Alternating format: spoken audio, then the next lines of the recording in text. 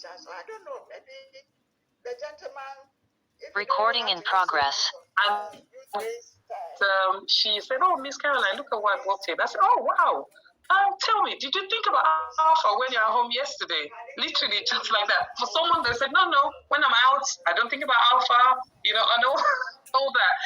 So I said, "Oh, did you think about Alpha last night?" Because I take it that's why you brought all these toys and paints in. So that was the first strike. Guess what? Now she's one of my deputy managers. On Monday, we were fairly short staffed. I've had to call her because I went away, and I had to call her and say, "Oh, don't worry, Miss Caroline, I will stay late." Like literally, she's totally sold out. So sometimes you don't even need to say much. You don't need to do very much. They just all of a sudden slowly get into it, which I appreciate. But where the leadership in yourself comes in, it's like you're cutting and saying, "No, guys, go to lunch. No, guys, take a break. No, guys, go home now. I know you've done well, but you need to go home now." Because people feel they want this, they own the place. That sense of belonging, that sense of responsibility. The work can never finish. The work can never finish. But again, is the fact that as a leader, as the owner, the lead person, the head teacher, or whatever, you need to cut them slacks, because the last thing you want to do is get them overworked and overloaded with work. So where you can do without them taking work home or doing extra, just say, "I tell you what, the work will be here tomorrow. It's not urgent. We'll see you tomorrow." And that's it. I have my team going in weekends sometimes, and I don't like it because I don't go in weekends. I choose not to go in weekends. But again, as long as they're very aware of themselves and knowing where to draw the line. And that's what this is about. You need to know where to draw the line. What causes work burnout? We've got obviously overload of work. Here in the UK, teachers, bless their hearts, even though they only work, I think, 44 weeks of the year, and they have those long holidays, they take work home every night. I can't imagine. They do markings, they do planning and all that. So it's just a lot of work, but that's it. And if they don't take work home, or if they take the work home, they're marking, they're constantly at the edge or on the edge and constantly thinking, "Oh my God, I've got so much to do," and so on. So you need to know where to draw the balance. You need to know the balance, how to get the balance right. Perceived lack of control. And that's it. You need to learn to control and know how much you can take. Lack of reward or recognition, that's another thing. When you feel like you're not recognized, it's not valued, you're not valued, your efforts are not valued, and this is where leaders come in. And if you feel like that, there's nothing wrong with you speaking to your head of department or head teacher and saying, "Look, can we have a chat on a good day?" You understand? And just get it. I know with all of you, especially in Africa, could be difficult. Even here in the UK, could be very difficult sometimes talking to your head of team. I went somewhere last week and I was talking about how I would normally monitor some of my team. So you'd have to be that person that's really giving a lot. So for example, I was talking and I said to them, I said, if a member of my team came up and said, "Oh, Caroline, let's have a chat. Oh, I deserve a pay rise." I'm like, "Oh, okay, that's good." Because with me, the way we design our pay rises or bonuses or whatever, your lead person, your manager would normally say, "Oh, you deserve it," and all that. And we recognize it because of your hard work, your contribution, and so on. Even before you recognize it yourself, we would do that. However, if you feel like it's not been recognized and you then approach me or approach your team and they said, or your team lead, and they said you deserve a pay rise, my question is always, because I never miss it. I never ever miss it. If you're hardworking, you are. I never miss it. I'm just so clued on. I hope I am clued on. But if you think you deserve it and you feel it's not been recognized, I just say to you, "Okay, I tell you what, go and write down 5-10 things that you've added to my business that made a difference since you've been here." Trust me, 90% of them never come back to ask me. Why? Because you've not added value to the business. So before you ask your leader for pay rise or timeout or whatever with pay, what have you added to the business? What difference would the parents or the children say you've made to their lives? Who would say as a result of you being there that they can't do without you? That's when you can, hands on heart, sit, head held high and say, "I deserve this," or "Can I have this?" So check your practices out as well. That's really important. That's where that lack of recognition doesn't come in. Thank you. I just go quickly on the other two. It says poor relationship. Sorry, baby. Sorry, just go back one year. Poor relationship, having a sense of belonging. That's it. You know, lack of fairness. If you feel like you're not treated fairly, and this is where leadership comes in. This is where we need to check ourselves as leaders. This is where we come in. Value mismatch. Do you favor some over the others? Next slide, please. Thank you. So it's 4 mindset shift overcome in how to overcome burnout. Remember, teaching is a job. Whilst I agree with that, but I feel, yes, it is a job, and yes, with or without you, that business will still go on, and so on. But at the same time, it's really important that to me, it's more than just a job for me, and I'm sure we can see that. It's more than, it's the children, it's the value I add to the children. It's more than a job to me, but at the same time, not to the detriment of my health. And that's where you need to draw the line. It's more than just a job, but not to the detriment of your health or your family, because they come first. The second part says here, accept your to-do list will never be complete. I haven't touched my to-do list like since Thursday. Since I knew Offset was coming in, I hadn't touched my to-do list. Not even a single phone call to anyone, not even a text, because I just didn't have the time, because nothing else was priority. So beating yourself up over the fact that, oh my God, I've got this to do, I've got this to do, I've got this to do, that's not going to work. That to-do list will never end. You just keep adding to it, but try and see how much you can do on it. And that's why I encourage my team. They write their to-do list, they have their notepads, and say, okay, what exactly are you doing today that will make a difference to your classroom? And that will make that will make your mindset lighter, that you feel like you've achieved something. And that's what I tend to do.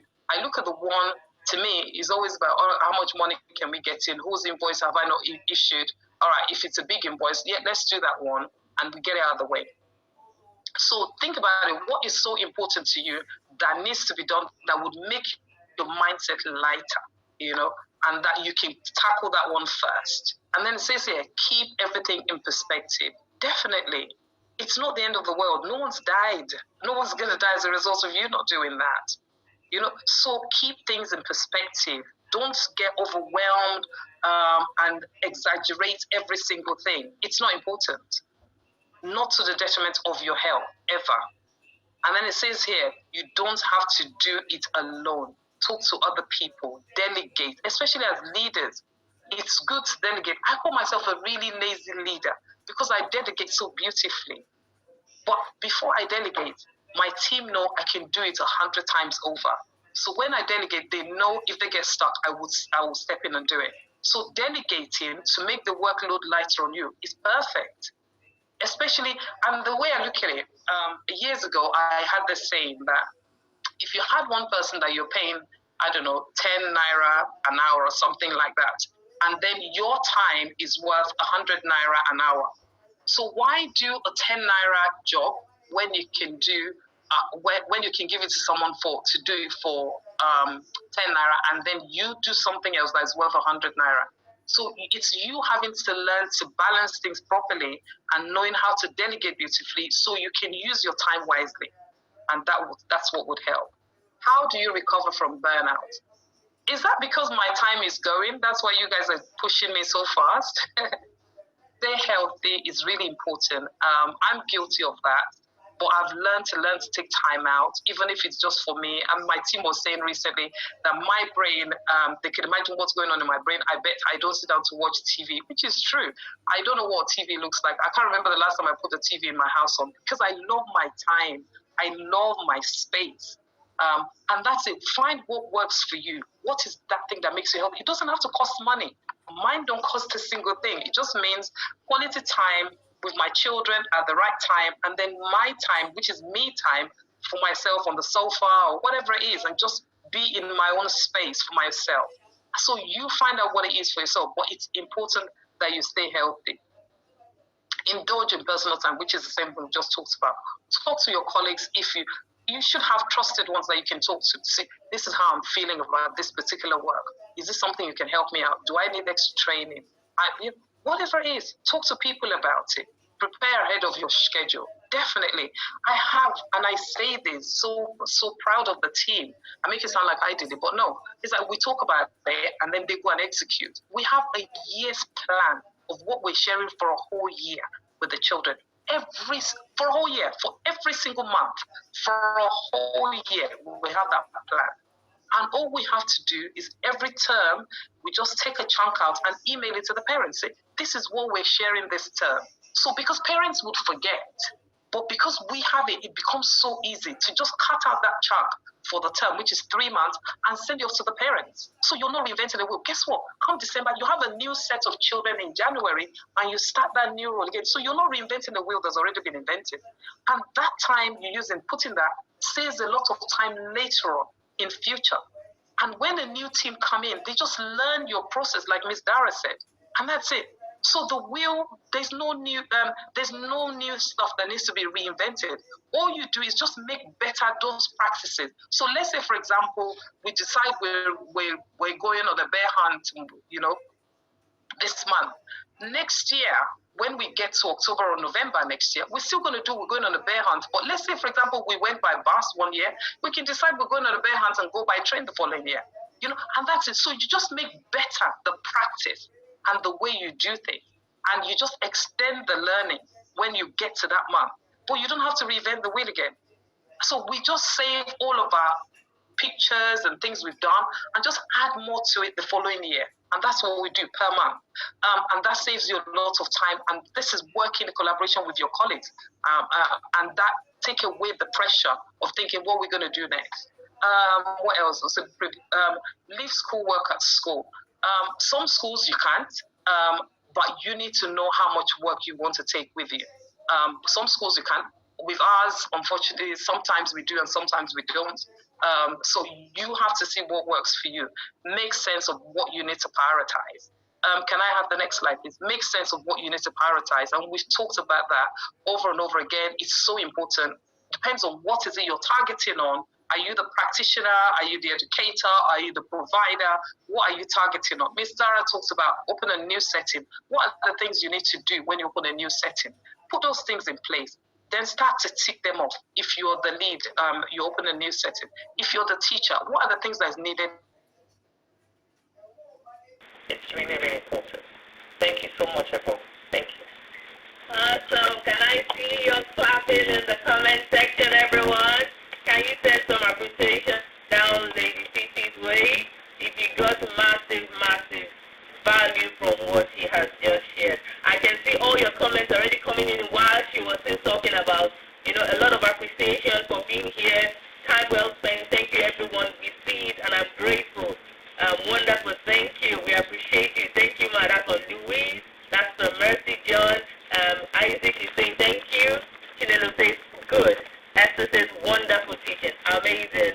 I'm a massive fan of definitely enjoying every day. And burnout, this topic is passionate and very dear to my heart. Take it from someone who has collapsed severally, because of working, and keep working and not taking time out and go to the GP, the hospital, as you may call it, and they tell you there's nothing wrong with you. Just put your feet up, have a warm back, put lab in that in there, and I keep getting that over and over again. I had to, I'll say it the way they say it, like I had to borrow sense.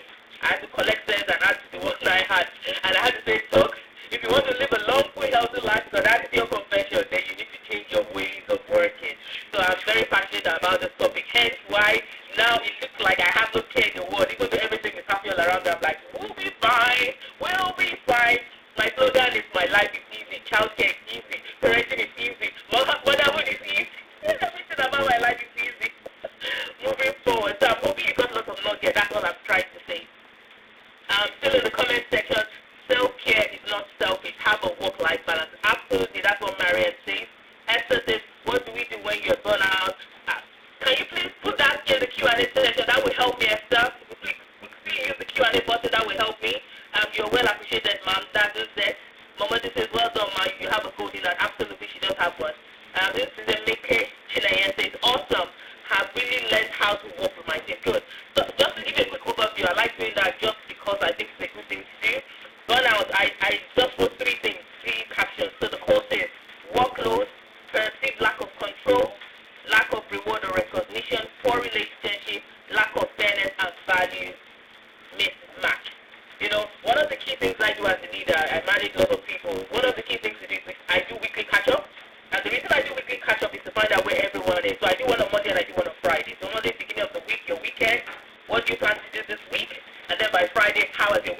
what has happened, what did you do, what did you not do well, what would you have done better. I do that, and I see that every time I have done this individually and collectively as a group, we've gotten better results. You might want to try that for your team and see if that works for you. More than ever, identifying your team's strengths and weaknesses is very key. So for certain tasks, I give to certain people because I know they will shine, and they will get me the result in 5 minutes. If I give it to me to speed, I'll be there till I cannot come. I ain't getting no results. So I don't work like that. I'm a very smart leader. So I know the strength of my leaders, of my team, and like Miss Caroline said, rocking a baby and then giving it to someone else. It's all about perception. It's all about understanding your team, being involved in their life, not just a job. I know it's a job, but it's more than a job because we are passionate about it. We want to get good results. We want to get the best results for the teacher, for the provider, and also for the child. So everyone must win. Must win. That is my slogan. No one is being left behind. We must all win. Overcoming burnout. Lady Siki talked about, remember it's a job. Yes, it's a job. It is a job. Very important. But more than ever, tell yourself, I will do this well. You want to do a good job. So when you're stressed, you're overwhelmed, you are not giving your best. And so there's no point. Sometimes I have to tell myself, please go home. You're useless to me right now. You're causing me a problem right now. Please go home. Or I tell you, have a 10-minute break. Take a walk. Just go. Leave my premises right now because they're giving me work to do because I'm having to correct all the mistakes. I'm trying to do emotional management. So please remember that accept your to-do list will never be complete. It's very important to know that because if you don't finish it, you don't want to start pulling your hair out. You want to know it's a to-do list and tomorrow is another day. Keep everything in perspective. You don't have to do it alone. That's where speaking to your colleague, your manager, your friend, have a phone a friend, do what you need to do for your mental well-being. Now, how to recover, very important. Stay healthy. See, I just made myself this beetroot juice. I don't know if you can see it. The light is shimmering, but this is beetroot juice. So, there you go. Stay healthy, indulge in personal time, talk to your colleague, recognize what you do well, shine where you shine. Prepare ahead of schedule, leave schoolwork at school as much as you can, and make yourself a priority. You are important. If you are not okay, everybody will not be okay. So make sure you take care of yourself. Now to answer a few questions that I have been seeing going through the comment thread, yes, you will get the recording. So please don't worry about that. The recording will be sent to you. So be patient and be with us. You will get the recording. So don't keep repeating it again. I will keep reminding you, you will get the recording, but be here, be present. Don't check out. That's what I don't want. Don't check out. I need you in the room. So you will get the recording. And with regards to slides, you will be advised that as well when you get the recording. So all the information will be shared to you towards the end of this program. So you're moving on with the agenda for today. I thought I'd give us all a 5-minute break. Who is interested in a 5-minute break? 5 minutes break, everyone. Yeah, I see thumbs up already. 5 minutes break, 5 minutes break. So music will be playing in the background. So 5 minutes, the time right now is 11:18. So if you're having 5 minutes break, that means 11:23. I hope my math is correct. I just said it out of my mouth. I hope it's correct. So 11:23, we'll be back. So don't check out of the room. Just stay here. Go refresh yourself. If you want a cup of tea, I have to say I have a cup of tea here and I have a smoothie here with me. It's a smoothie, it's not a juice, I said it's a smoothie. So get something now to refill yourself. 12:18. Yes, I'm in the UK. I know. Trust me. It's 12:18. Yes, here in the UK it's 11:18. But thank you for letting me know. So for every part of the world that you're in, 5 minutes. Please have your 5 minutes. The music is playing right now. In the background, we have a short video for you. 5 minutes, get a break, and we'll be back 11:23. Thank you, everyone. God bless.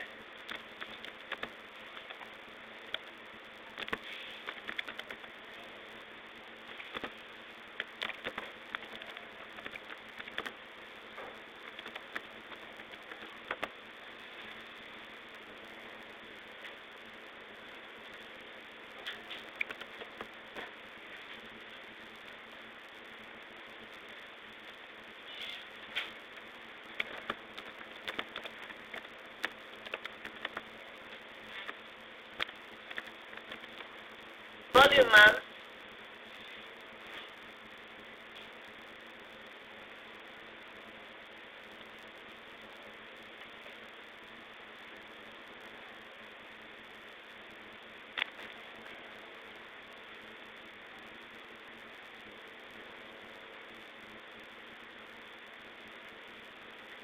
We can't see anything yet, please.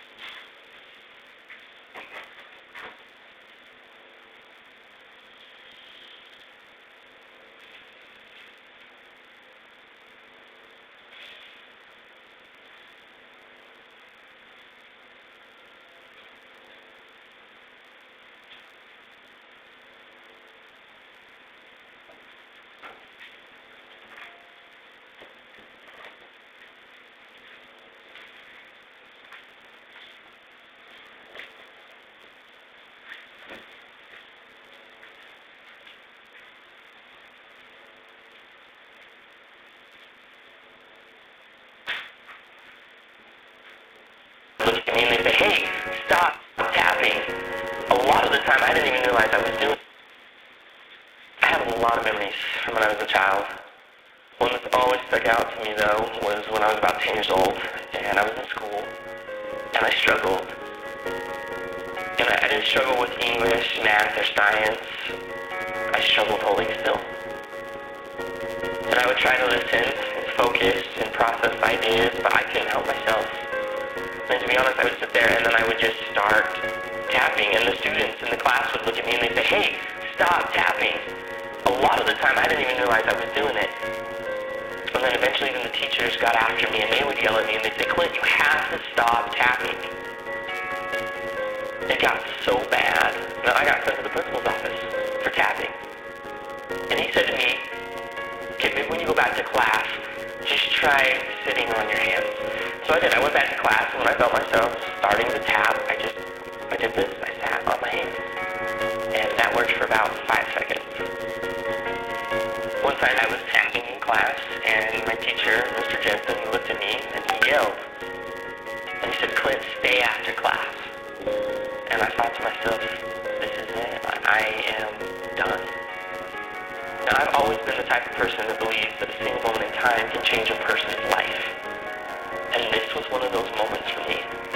And I will never forget it. And so I was sitting there with Mr. Jensen and an empty classroom. And he walked past me and he sat next to his desk and he said, Clint, come here. I want to talk to you. And as he looked me right in the eye, he said, now, I need you to know something. You're not in trouble. But I do have just one question that I have to ask you. And he asked, he said, have you ever thought about playing the drums? And in that moment, Mr. Jensen, he leaned back and he opened the top drawer of his desk. And he reached in and he pulled out my very first pair of drumsticks. And he held them in his hands and he looked at me and he said, hey, Clint, you're not a problem. I think you're a drummer.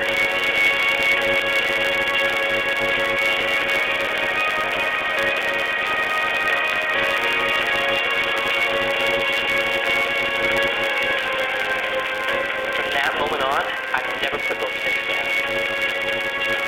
I toured, recorded, played drums all over the world. My whole college education was paid for with drumsticks in my hands. Just because of a single moment in time when somebody believed in me. And he saw something in me that I didn't even see within myself. And from that moment, I learned that there's a difference between being the best in the world and being the best for the world.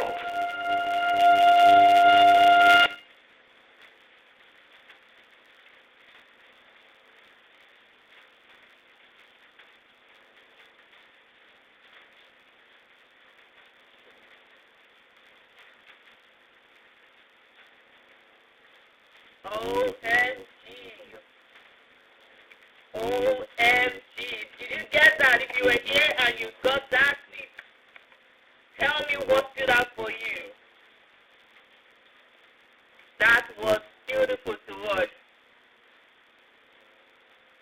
That was beautiful to watch. Welcome back, everyone. I see you're still here. Thank you, everyone. Thank you for still being here. I'm grateful that you came back. I hope you had a well-needed break, because I did. I'm just drinking my tea, actually. Esther says, wow, that was amazing.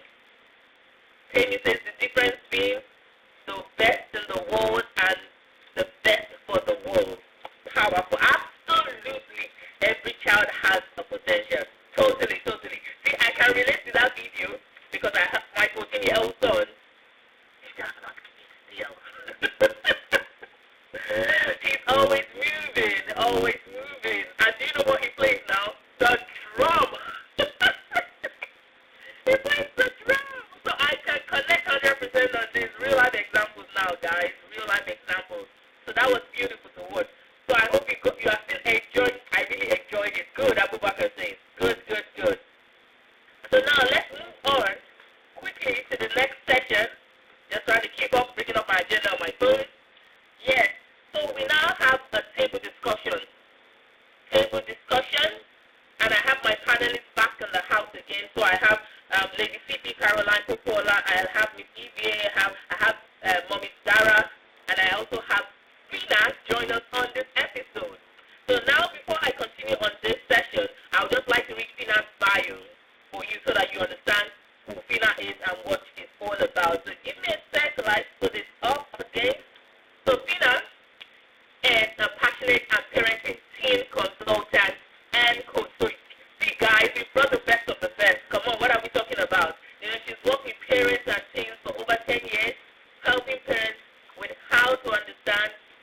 educate, connect, and raise the next responsible leaders of tomorrow.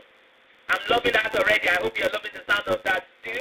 Her organization, Parenting Team Solution Limited, is dedicated to educating, empowering, encouraging, and equipping parents with the right tools to help themselves and their teens as they navigate through the changes and challenges of the adolescent journey. You know, she's the host of Parenting Team Solutions podcast, recently listed in the 11th in the top 60 podcast list for parenting team. I told you it's the best of the best. She's an Amazon best-selling author, an international speaker, and the mother to 2 young adults and 2 teenagers. Come on, we got it all right here in the house. So please celebrate Tina with me here as she joins the panelist section today. Please take some love down the way, please. I want to be seeing the emojis and everything. And the baby says, wow, yes, wow, it is, absolutely, thank you, man. So please send some love that way right now. So like I shared with you, thank you, I've seen the emojis, I'm loving that already. Thank you so much, thank you, you guys are amazing. So like I said to you, we're having a brunch table discussion, and I have some questions that I'm going to be asking my panelists. Some questions right before my very, thank you everyone, thank you Isaac, thank you Patience, thank you Mate, thank you Gertrude, thank you for like, oh my God, I follow Pina on Facebook.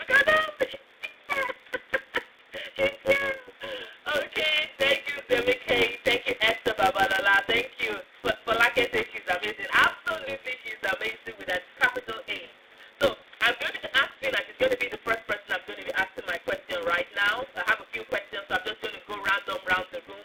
Everyone is here. Just to remind you again who we have here for this session, we have Lady Caroline, we have Miss Eve here, we have Mommy Dara, and we have Pina in the house. Pina, they're amazing. So straight to Pina right now to help me with this question. What is the best way to discipline a toddler? Oh, very, very, very, very good question. And I think for me to answer that question, I would love to ask people, what do they mean by discipline? Because a lot of times, discipline is taken as punishment. And there's a quote by L.R. North that I love. And he says, discipline is helping a child solve a problem. Punishment is making a child suffer for having a problem. To raise problem solvers, focus on solutions, not retribution. So when we're talking about discipline here, we're not talking about punishment. And especially for toddlers, it's important that, yes, there's discipline put in place. But for babies to 2 years old, what are you going to be doing in that situation? They're not going to really know what you're talking about. So a lot of times with toddlers, it's about emphasizing the good behaviors. But what you're doing with toddlers at this stage is that you are helping them develop. So it's not about what should I do if they don't get it right. They're growing. So they will not get some things right. So it's about how do you expand the good things that they're doing? How do you focus on the good things? Toddlers and children, they love thumbs up. They love praise. So when they do good things, praise them for the good things that they've done. And when they do things that are not right, then correct them in a very calm way because they are learning. It's not about punishing. I don't encourage and I don't really want to hear when parents are thinking of punishing toddlers. They're still growing. Their brains are still growing. So let it be more about discipline. Put the right things in place so that they can follow as they're growing. Awesome. That is beautiful, beautiful.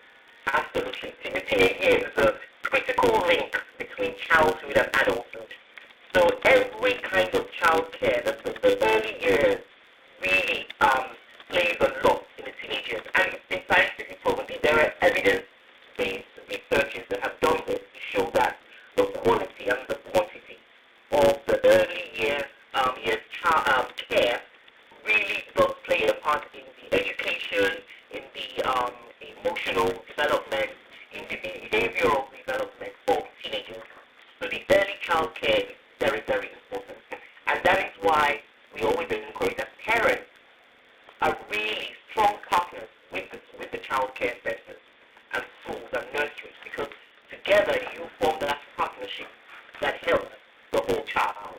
Together you form that partnership. So yes, a very big connection between early child care and teenagers. Awesome. Thank you so much for sharing that, Fina. So now I'm going to go straight now to Mrs. V, and I'm going to say to you, ma'am, what are our current big issues around inclusion and equity, I believe that's all about equality, in relation to early childhood education? Big question. One of the biggest things I would say is just knowledge acquisition. How much knowledge do people have? And I didn't just go training, because lots of times people can have training, it's going in one ear and it's coming out the other ear. It's about your knowledge. It's about the impact you want to make. And rightly so, most classes in the UK, 30 children, and then you have 4 with special needs. And even as an early career teacher, what do you know about special needs? So what do you need to do? So I will put down knowledge acquisition and training. Those are the 2 big barriers I would see that are an issue with disseminating or helping foster inclusion in settings, not just in early years, it goes all the way to secondary school. Absolutely. Absolutely. Thank you, Ma. I agree totally with you. I think definitely that is an area to look into. Awesome. I'm just looking. Could you help me with Spotlight, please? I'm still talking to Ms. EVA. I have another question for you, Ma. How do we manage our classroom such that special needs children do not draw resources and attention away from the rest of the class? Okay, good question. How do we do this? Now, one of the things I'll say is, of course, first of all, you have to have your knowledge. You have to plan who is going to do what with that child so that you're not being sucked in. Yeah. At the same time, you have to also try as much as possible to make the children independent. So, what you need to know, like one of the things I said before, know what the child knows, know what the child likes, know what the child doesn't like, and then try and plan around that. If the child likes playing alone or doesn't want anyone beside them, don't put them in a group. And it's not because you're not including the child, it's because of that child's need. Yes. I don't like people next to me. Don't put me next to them. So it's about planning that. So wait, I've got my numerous my math lesson I'm going to teach. And I know that the child who might have a learning disability is sitting there, and the child is not going to do anything until I go there. Yes. So the other 29 are there, and then the one is not going to do anything. Teach the child things they can use. You can have a simple thing. You can have a checklist of what the child needs to do. Select my date. Then I need the question. You can even make it visual. You could have the date. Then you can have read the question. So you put your eyes, attempt it. So you can use your hands. And you can put in the pictures of resources. Use the objects for counting or whatever it is you need to do, and then just to tick. So I've got this beside the child. I know the child is definitely not going to do anything. So I've taught the child and equipped the child to be independent enough to go through your checklist. I could be on another table and I just go, oh, Mikey, don't forget to use the checklist. And then I'm getting on with what I need to do. So the child is not pulling me away. In the younger years, another thing you could do is just start off with the child and walk away. Start off with the child, walk away, and then come back and check, so you're not stuck permanently. Beside the child, and then the other children are listening out. Yes. Also, they love it, ma. When I used to work in children's church, that was one of the, even though I didn't have any trained skill in that, but I did a lot of that. I just segmented my class. When I saw, in quote, we call them the disruptive children. That's what people would say. It's always disturbing my class, always disturbing my class. I said, you know what, okay, what would you like to do right now? You understand? And I simplified the job and the task, and I said, okay, carry on doing this. And like you said, just go back from time to time to check. You know, or I made them my class assistant. I said, I have a class assistant today.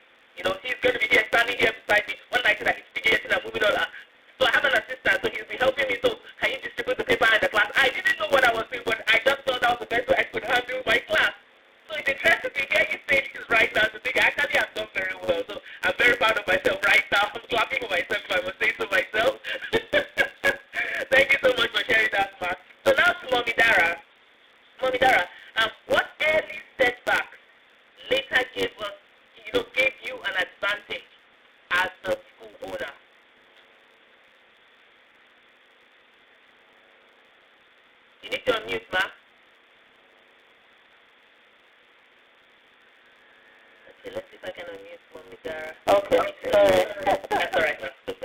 Okay, like I said earlier, at the beginning, people did not buy into early childhood education. So it was a bit difficult to tell them send your child to school. But later, when they saw the importance of it, what they now tell us now is the foundation is important. A lot of people send their children to us for the foundation, then go on to other schools. And they will tell you, it's the foundation. You have made the foundation, and that is what they're building on. So that helped us. Although we did not, if that had been a setback and we had held on to it and been like, oh, we do, then we wouldn't have moved on. But thank God now they are saying the foundation because they have seen what we've done with the young children. Awesome. That is beautiful. Well done, Ma. Thank you so much for sharing that. I have another question for you. What has helped you remain this long in the school business? And what advice would you give to others, who want to start in the same direction? Yeah, the standard. Right from the beginning, as I said, the standard and your values. So we did not waver in what we were given the public, the community. We started with the high standards and we continue with high standards. And that is a testimony that people keep telling us anywhere, everywhere, the standards. So that has helped us to stay, even as I said, even if they don't continue with us in primary, into junior school, they still come for the nursery because they're like, we want the foundation. So that has helped us, and we have a lot of people that have actually continued to junior school. We are up to junior school, they continue all the way. And there's even the pressure now, we need you to open the senior school so that they can just continue. That's amazing. Yeah, so basically that has helped. So for anyone that is who wants to start now, Yes. lay the foundation. Let your standard be top notch. They will come. Don't waver, don't shift, don't bend the rules. It's important. Awesome. Thank you so much, Ma. I like it. Thanks, yeah. Yes, Ma. Part of what I do in my job is to write procedures and standards and governance in terms of what you're doing.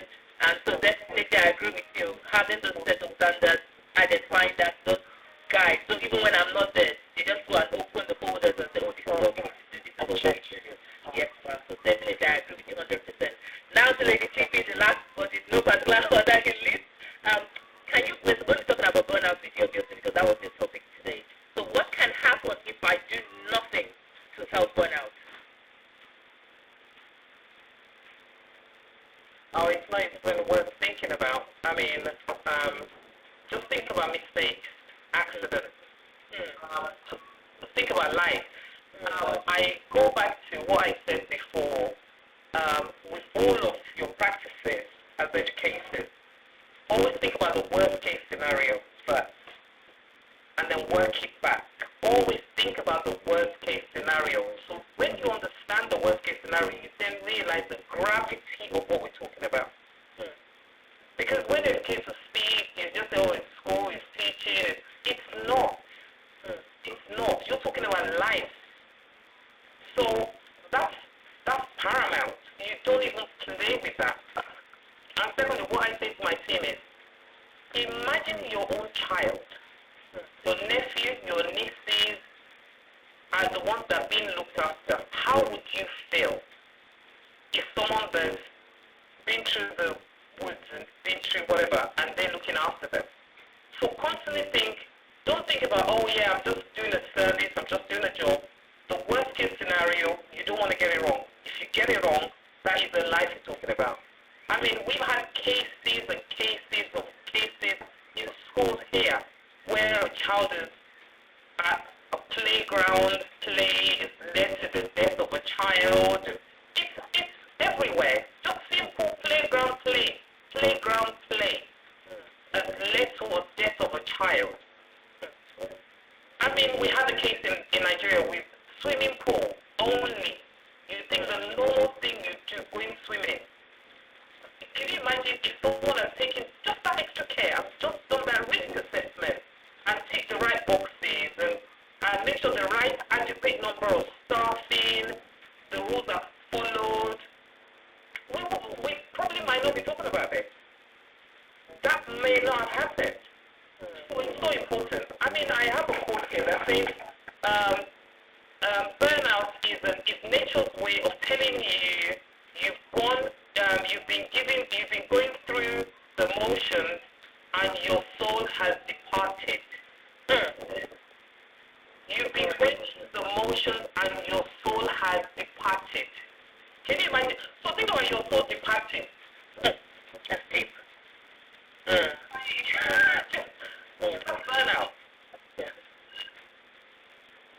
So, I mean, so really, yeah, it's very, very cool. Don't take it lightly. And in the past I've said, I'm so glad that we're talking about this now. I'm so glad we've started talking about well-being and mental health in the last few years, and there's been really big campaigns about it. Yeah. We used to take it for granted. Yes. We used to take it for granted. And if you're not feeling yourself as practitioners, please take a break. Take time out. Do the right thing. Because the worst case scenario is not even there thinking about. Also, thank you so much. That is powerful. Yeah, like I said, that's deep. And Fina has echoed it. That is deep indeed. Especially that quote. So please take care of yourself. What we are saying. You're in the land of the living. I always say, one of my favorites is no repeat, no retake, no rehearsal. This is it. This is it. So enjoy a healthy, full life. And it can only be when you take care of yourself. And one of the key things we need to understand is that our body speaks to us. You can choose to listen or not listen to it. I have personally made a decision. I want to live a long, full, healthy life, so I am listening to my body. When it says go and sleep, I go and lie down. Whether I feel like sleeping or not, it's not the point. I'm going to lay down. I'm going to lay. So please listen to your body. That's all we're saying. So in the like mind question as well, I just want to ask, can burnout, be experienced in other areas, apart from the job? So I know we're talking about childcare. That's all. So it's only work that burnout comes from. Can we experience it elsewhere? Everywhere in your life, as a mother, as a wife, as a mentor, whatever it is. And so when it comes to outside of work, I look at burnout and I talk about the burnt out or being burnt out so before you got married, before you became a mommy, you were Fina, Caroline, so Ivy, you were Mommy Dara, you were just you, with no attachment whatsoever. And then you got married, you became somebody's wife or somebody's husband. And as a result, you have somebody else you have to answer to, or they have to answer to you, and then you became mommy. All along, you've forgotten Caroline. You've become other stuff apart from Caroline. And then you wake up 20 years later and thinking, what happened to Caroline? Where is Caroline in all of this? So I say this again to say, as a 50-year-old woman that woke up at 47 as a result of a fall, as a result of an accident, thank God I'm still here today. For all the 24-year-olds that are listening, that are practices, that are educated, the 30-year-olds that you've got this long life ahead of you, don't wait till you're 50 to wake up. Wake up now. Wake up now. When you become the partner of someone or become a mommy of someone, always remember you also. It's not selfish. It's okay. Because it's only when you look after you as a person that you're able to give 100% of yourself as a wife or 100% of yourself as a mother. When you're okay yourself. And just to finally say this, do we have that work-life balance? Yes, we do. It's just that if you think about wholesome, everything is 100%. At every given time, one would demand more than the other. For example, just my day yesterday, everything else was zero. The children, even the husband said, if I love myself, I wouldn't even call you today. I'm thinking, was that right? I don't even have to say it. And that's it, because yesterday, everything, the 100% I had, went into my infection. There was no inkling I was Caroline or mommy or wife. So, do I have a work-life balance? Yes. It's just that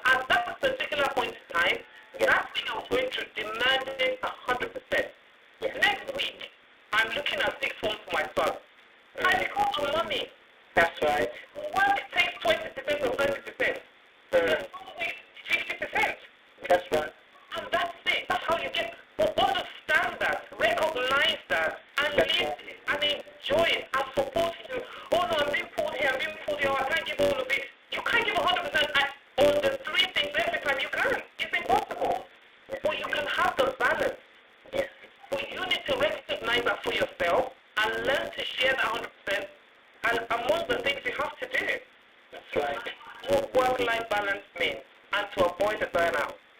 Awesome. Love it. Love it. I don't need to add any more to that. I totally agree with you. A lot of people say to me, so how do you do the million and one things that you do? And that's exactly the formula. At a particular time in my life, I am majorly a mommy. At some point in my life, I am a teacher. Right here, I'm a host. So all my time is divided. When I finish this now, I'm going to be a baker. That's the way it works. You need to be able to give your attention and prioritize your tasks, your to-do list, and know what is important. That today, once I do 1, 2, 3, my day is made. Every other thing I add up will move them up to tomorrow. You need to have that mindset and enjoy every day. Have a break. Self-development, but taking care of yourself is key. We need to live long, women. We need to live long. Please, let's do the right thing for ourselves. So this wraps up this brunch table discussion. I'm hoping that you got lots of value because I did. Lots of nuggets have been shared. Some questions that you've asked me in the Q&A session have been answered here as well. So I'm excited. So please celebrate my panelists now while we quickly jump into the Q&A section right now. I'm in that mode.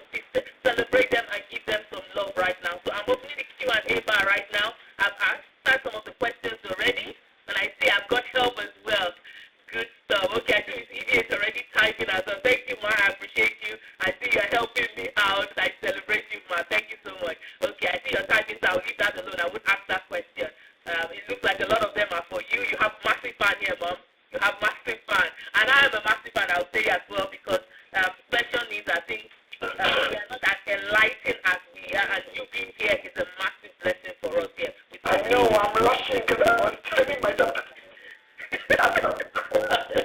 Yeah, thank you so much, Ma. Okay, so you've answered that now, so I'll go to the next one here. That is from Fumilola Afolabi. This is your question now, so I hope you're still here. She says, I have a 14-year-old boy who has been to different schools, promoted to different classes, entered into college up to GSS 3 in Nigeria. So that is like year 9 here in the UK for those who equivalent plus or minus, depending on your year, your age. The boy could neither read nor identify all English alphabet. He was at the same level with a child in year 2 of pre-primary classes. After an academic session with me, he's just a little better. I expected a better result. He enjoyed being in school, but concentration span is very low. He rather wants to play. I really don't know how to go about this challenge. There are some details I should give here, but it seems so late. So what can I do, please, Ma? First of all, I'm going to ask this child, because I can see JS3 in Nigeria. Is the child in Nigeria or is the child here? Which one is it? It's not very clear here, Ma, in the question. But I think, looking at it, I think the child is in Nigeria. Yes, I'm right. Lola has replied, Ma. She said the child is in Nigeria. Okay. So the child is in Nigeria and is getting promoted every time. Okay, I'm going to be the devil's advocate here. Straight away when she said he has a very low attention span, ADHD has kicked into my head straight away. So I'm thinking that because that attention deficit hyperactivity disorder, ADHD. So he finds it hard to settle. Now, if the child has ADHD, clearly the child has got special needs. Okay? So trying to get the child to read, to write, to sit, to write essays, to write exams goes out of the window for me. What is it that that child can do? Because I tell you, I believe every child is good and gifted in something. What can that child do? Is that child good at running? If the child is good at running, the child is good at sports, please let's divert and promote that. Okay? To me, functional, how well is the child with their independent skills, their self-help skills? Can he eat on his own? Can he go to the toilet on his own? Can he dress up himself? Can he take a shower? Can he comb his hair? Can he brush his teeth? We need to move away from the academics and move to the things that are going to help the child as a child. That's the first thing I will say.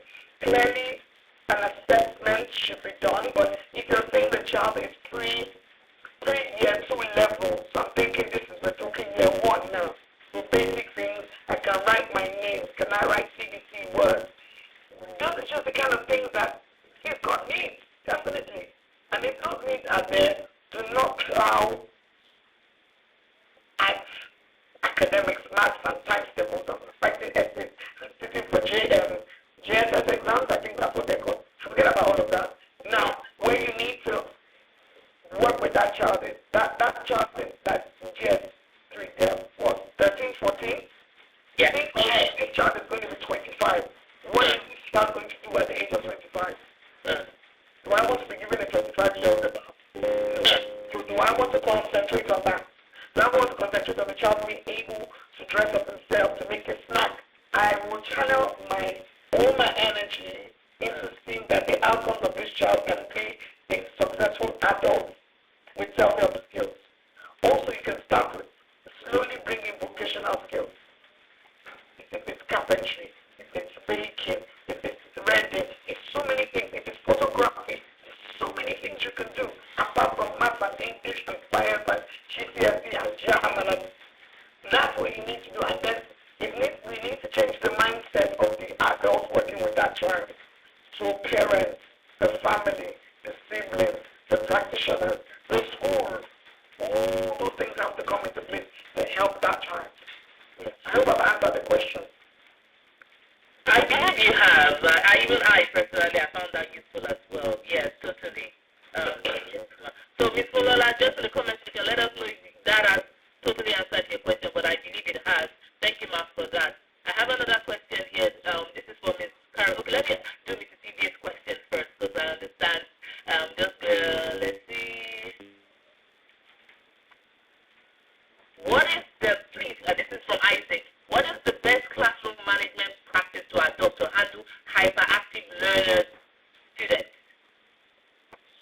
So I'll take it back to the hyperactiveness. That's what the child has got. So I like to jump around. I need to move around all the time. So make it a thing you implement in your class. In between subjects, let everybody go on the run. Remember what I said, what is good for an SEN child is good for everybody else. And to be honest, in my school, when you transition from one subject to the other, and the teacher is getting ready for the change of subject, the children go for a run and come back. Have a drink of water, and being active, I sit down. Sometimes you have children that just can't sit. They can do it. So you need to break up the work they're doing into little chunks. You can also train the child, okay, show me a red card when you know you can't sit anymore. We need to come out of this is the way it is, this is how it has to be, and you must follow this. I cannot work like that as an adult over 40. I find it very, very difficult sitting still. I cannot sit still. I'm used to doing 20 things at the same time, and that's just me. So think about a child. Let's come out of the norm and say, yes, I need to have a physical break. Let the child run have a physical break. Make it a thing in your class. This also has come from leadership, or leadership has to be involved in what you're doing. If you need to have a dance break in your class, do it. Nobody's going to kill you for it, because at the end of the day, what is he doing? He's giving someone release. He's giving someone what they need. Nothing wrong with it. And any class I taught, I was in the class for 12 years. Oh, I taught my children to dance. Oh, my children know how to dance. Oh, my children knew my favorite song. And even, I love Beyonce. I used to do things like, and my kids would answer me. And there was nothing wrong with it. It's just what we did. So, that, again, if you're looking at negative behavior, try to praise the child beside the other one who is doing the right thing. Oh, well done, Michael. I see you're sitting nicely. Oh, what a class I've got with everyone who follows the rule. That child who is doing the negative thing will quickly switch because you're the one who's out. Yeah? Love it. Reverse psychology there, ma'am. Love it, love it, love it. It works like magic. Thank you so much, man. Lots of nuggets in there. Again, just to summarize what Mr. B has said, she's brought back the 2 A's. I don't know if you remember the 2 A's. Adaptability and adjustment. That's what you need to do. So remember those 2 A's for special needs, for inclusion, adaptability and adjustment. Thank you so much, ma'am. This, I believe, is similar to what you said, but I'll just add a bit to it. This is from Folake Abu. And just to give you comments back, ma'am, Fulola said you've answered that question and she will take that on board and improve. So thank you so much for that, ma'am. So Folake says, I have a special child in school. She's 8 years old, doesn't talk. We just admitted her, but we decided to put her in the same class with her peers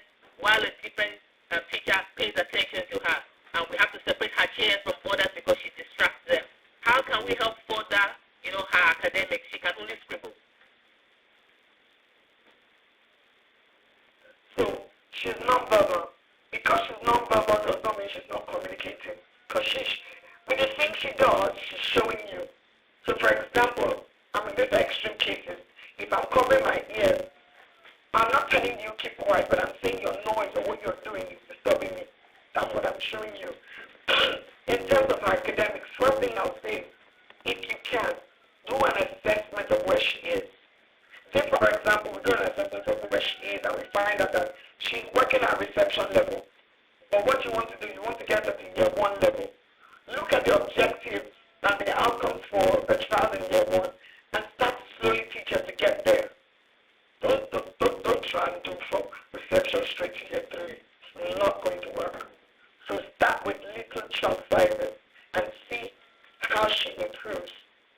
Again, she's not talking, but there's so many things you can do. You can use sign language. Whoever is working with this child, how is this person with sign language? Secondly, you can also use visuals, picture visuals for the child to get use picture visuals for the child to tell you things. It's called picture exchange communication. It's called PEX. It's the communications or something, but it's called PEX. PECX. But use that, see the child can use that to tell you, I want to go to the toilet or I want to play with a friend. Again, a lot of the disruptive behavior is because I'm trying to express to you or tell you something, but you don't understand what I'm saying. So therefore, you can get things like that sometimes. But the child is trying to tell you something. Most of the behavior that children have is because they're trying to communicate something to you. Okay. And sorry, one more thing. I talked about the visual pictures. Don't just have visual pictures you stick in the classroom and then you are out on the playground. How does the child communicate that to you? You can wear it on you. Just a simple thing. Get an apron with pockets in it and put the things there, or have a key ring that the child can actually walk up to you and pick it up and show you what it is they want or what they're trying to tell you. Okay? And you have to be practical all the time. Awesome. Love it. Love it. Oh, you're giving it hot, ma. I'll tell you, I'm just excited. Inside of me right now, you're giving it hot right now.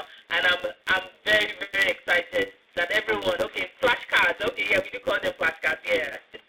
Thank you so much, ma, for answering that question.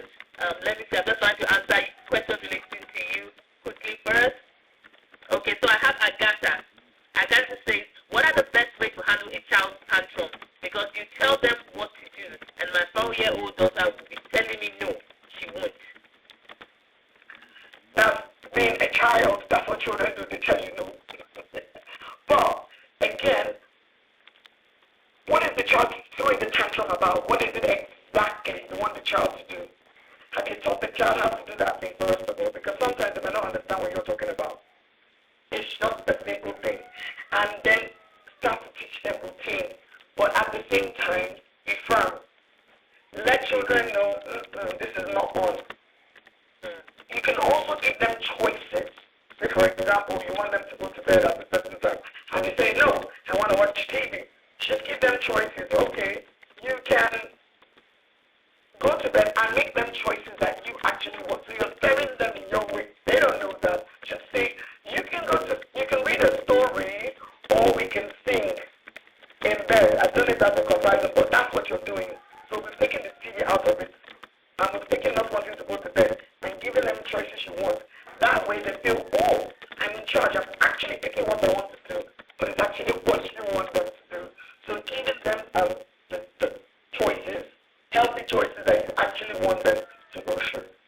And sometimes the look, you see my glasses when I go into nursery, the kids go, just give them that look as I don't think so. Train them, I always say to parents, is that my mother was older now, 16 and 18, but I always say to parents, when you start to train your children with routines and systems and values from young, when you're older, it's not so difficult. Isn't it, Peter? But when you let them get away with this and go, it's so doesn't work, and you're going to cry at the end of the day. Disaster, that's what I think. Yes,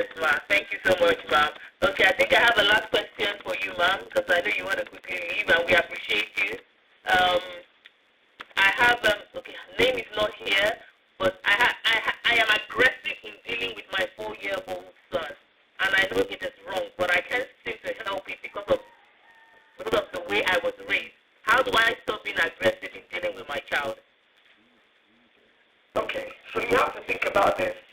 You being aggressive with your 4-year-old is teaching your 4-year-old that aggressiveness is fine. It's okay. And that child, guess what, is going to do the same thing in school, whether you like it or not. Children are sponges. They just pick up what they see and what they hear. So that child, you need to make a conscious effort. I don't want a phone call from the school every day. And I don't want to be that parent that is singled out. You need to think about it. You need to calm yourself down. What are the things that rev you up with that child? That person, that adult needs to make a conscious effort. There's no way around it. I was raised with being snacks all the time. In fact, I remember learning how to read with Janet and John and a stick beside me. You don't know what for. I realized that that's not the way to go. So obviously I couldn't do that with my children. Shouting, I know, I used to shout. I always read Fina's post when she said, don't shout this week. So I'm like, God. I'm really trying to not gonna be mad. But you need to make a conscious effort because whatever it is you do, your child is going to do the same thing. He's going to practice it outside of the house when there's no, you're not there to say, don't do that. So the more you teach them now, the more it will pay off at the end of the day with your children. Try, mom, or try, dad. It's very difficult, but try. And you will start to see the changes when you've changed. Awesome. Thank you so much, Ma. Celebrate you, Ma. I think based on my understanding, I think I've asked all your questions. And if anyone to come in, we will send it to you and you will answer. We'll send it to the viewer in our recording. Thank you so much, Ma. Please help me celebrate Miss Evie. She has to leave. That's why we quickly took her questions right now while I go back to everyone's questions. Thank you so much, Ma. To celebrate. It's a pleasure to meet you. Yes, please go rest. Well deserved rest, Ma. Stop on being massage. Get all the help. Everyone into the room. Thank you so much, Ma. We celebrate you. Thank you so much, Mom. Okay, so I'm going to quickly now go next to the question in the order that I have it here. And this is from Esther Babalola. Esther says, let's see, what do you do when you are burned out? Okay, I think this is for you, Caroline, lady. What do you do when you are burned out and requested for an assistant, but it seems it's far-fetched? So I would assume you mean assistant in the classroom, right? I believe so. She asked for help, yes. Okay. So I think, well, I mean, obviously it depends. In so many cases, it's illegal for us in the UK if you can't do it. So that's, and I would assume that person is outside of the UK. What I would do is almost try and get a volunteer, things like that. So because you can't do it on your own, the results will not be effective. First of all, I would actually find a good time to speak to the practitioner, i.e. the owner of the school, your leader, whoever it is, whichever hierarchy you have. That's the first thing. So I would find a good time. So for every one of us as leaders, there's a time where you can speak to us. Regardless of how nice we are or how nice you think we come across, there's some questions we don't ask at any given time. And my team knows there's a way and a time they can speak to me and they can get anything they want. As long as this person is human, trust me, even if you have to approach them with someone they're really passionate about and can't say no in front of that person, just judge it. So use your just judge the situation and find a way to address it. That's one of the first ways because you need to address it. And if you can't address it, then just be honest with them. But again, I'm going to take this back nicely to what Alpha is about. We're offering you training, bringing the likes of Fina, Miss Dara, myself, Miss Evie coming in, and a few other people that have spoken before. We want you to be on top of your game that when you are not appreciated, you leave. Because you are so proud of what you are doing and what you're offering. There's a lot of job out there. So be the best in your game. That's why these trainings are coming to you. If you're not appreciated or valued, leave. Why should your work be as a result of your own life to the detriment of your own self? So have the value, have the respect for you as a person. So please, I don't say it's not easy to live. It is easy to live. It is easy to get another job if you're on top of your game.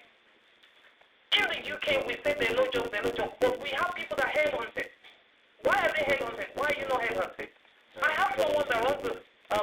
school in the UK, and she headhunted her head teacher in Nigeria. So please, how could that be? So be the best in your field, that when you're not appreciated or you're not valued, you have so much respect for yourself and for your own well-being that you leave. So if you can't speak to the person, they're not listening, you suggest volunteers, they're not doing obviously, you do all the checks to make sure the volunteer is not an abuser, there's all this stuff that they would align with the school curriculum, get back to leadership. If that's not working, leave. Because your own life at stake, not anybody else's. Because guess what? If you cause an accident to a child, you're in trouble. Not the child, you are in trouble. That's right. Not the owner of the school. You are in trouble. So safeguard yourself and hope. Awesome. Because there's no other way. I mean, my team knows. I can never let them get to that stage. But if they get there, I tell them the door is so open, you know, and that's it. Yeah, no, I totally agree with you. I remember having to do a difficult thing by telling someone, I called her to my office and said, sorry, this is your last day. In fact, right now, just take a bag and go. And she was crying and wailing and every kind of thing. I said, this job is not for you. You are making my life and your life difficult. The amount of time I'm having to do recovery sessions, it's not working. You have to. I believe right now she's thanking me because she's in a better place. I said, this place is not for you. You don't have to be here because you want a job. Your mental well-being is very, very key. So I'm just agreeing with what you said, Caroline, that indeed, yes, you need to take care of yourself as well as the company taking care of themselves. You need to put yourself forward because you want to put out your best foot forward for everyone. So I just wanted to ask Fina to address some questions that has already been asked because Miss Evie, I just ran through it quickly. I thought it's good to get some insight from you as well. So this is Agatha's question again that talks about the best way to handle a child's tantrum. So I just thought I put it out to you in case you have some extra nuggets to add to it. Yeah, I think with that time, with the tantrum stuff, it's all communication. The child did not wake up in the morning to say, you know what, I'm going to cause my mom misery, I'm going to cause my dad misery. It's communication. She's trying to say something. She wants something. So it's about us coming to her level to find out what exactly does she want and how can we help that need. I think that is key because a lot of times when we don't see that need, we make the assumption, so this child is full, this child, I have to deal with this child. And then because we've not met that emotional need, we have problems as they grow, as they get older, because that emotional need has not been met. So I think come to your child's level, find out what your child wants. Also, put some rules. You know, your child is 4, so your child can understand rules and regulations. Put some rules in place where, okay, if you want something, you ask for it nicely. If you're getting upset about something, then go and sit down a little bit, calm down, breathe in and out, and then when you're calm, then you can come and talk to mom or dad about it. So it's putting those little things in place for them. Honestly, our children don't know any better. They don't know any better. We are the ones as adults that need to teach them these skills. And they need it. If we only just shout at them for the tantrum, guess what? As they become teenagers, the tantrums will get to a different level. As they become young adults, it will go to a different level because they never learn the skills to manage those tantrums. Love it.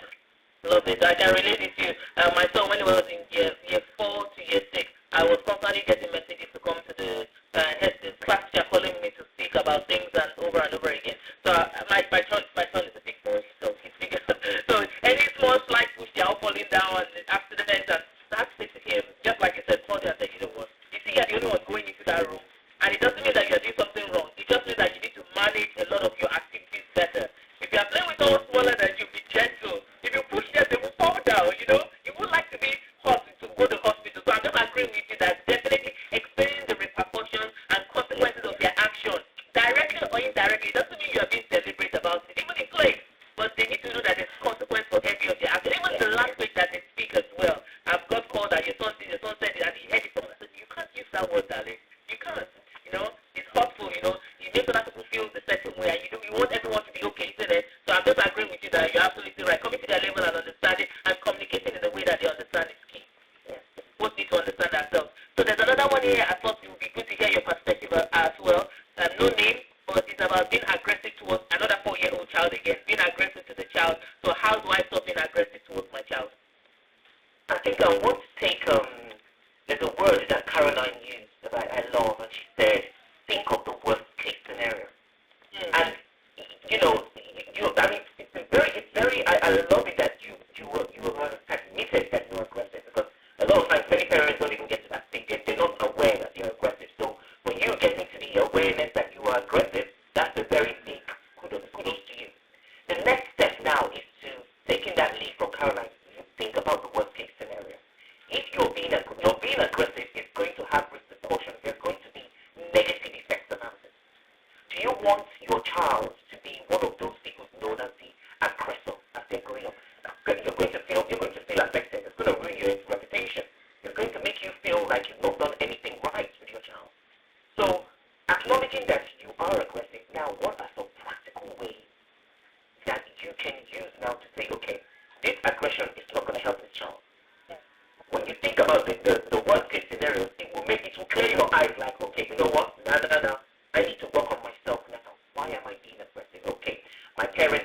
how I was brought up. We can separate ourselves from how we were brought up. We don't have to carry all the rules and all the ways that we were brought up into our parents. Yeah. And it's not, when you do that, when you separate those aggressive ways, you're not being disloyal to your parents, you're not being ungrateful, you're just saying, I'm raising a different generation. Those things that hurt me in the past, all those aggressions and stuff, I'm going to break the cycle. So you need to decide that I am going to be the cycle breaker here. That this aggression is not going to go to the next generation. Decide it and start to put some tools regarding it. If you find yourself being aggressive, go away.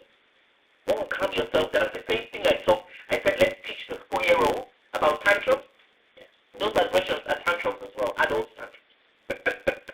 So what you need to do is practice calming down before you speak to your child. When you see yourself, the anger is rising up, just calm yourself down. I tell you, every day that you make an effort not to be aggressive, the tools you're building in your children, priceless. Priceless. So I say this because I have seen the other side of it. When parents are being very aggressive, I've seen the other side when the children become older and they now retaliate with their aggression. You'll be like, what happened? Oh, social media. Oh, their friends. It's not to do with them. You play the part. So I love it that you've acknowledged it. So now let's take the action. And every day that you're not aggressive, that's a tick in your box. Give yourself a tap on the back and keep going. Okay, I'm rooting for you. Awesome. Thank you so much. That is very, very insightful. Thank you so much, Mom. So I have a question here, and I think Mommy Dara will be a good person to help me with this one. It says, in a situation someone is working but another person is the one taking the glory, how do you address it? This happens a lot, and it is now for the head of the psychiatrist to sit through that person that is taking the glory. I have people that do ISA. That's what we call it in Nigeria. You are there, they are bending down for you, there are things like that, but you can look through them and know that what they're doing is not actually what they said for. So it's now left to the owner of the school or the head teacher to be able to distinguish who is working and who is just trying to do the eye service. So that's what helps. So the person that is working well, just keep on working and make sure that you are not trying to overdo what you're doing or trying to bring the other person down. Just do what you're doing, and as Ms. Caroline has said, if you feel you cannot continue, look for something better. But in every organization, there are people like that. I look through them, I see through them, and I try to give responsibilities to people that I know that are doing the authentic work that I've told them to do, not the ones that are just trying to curry favor.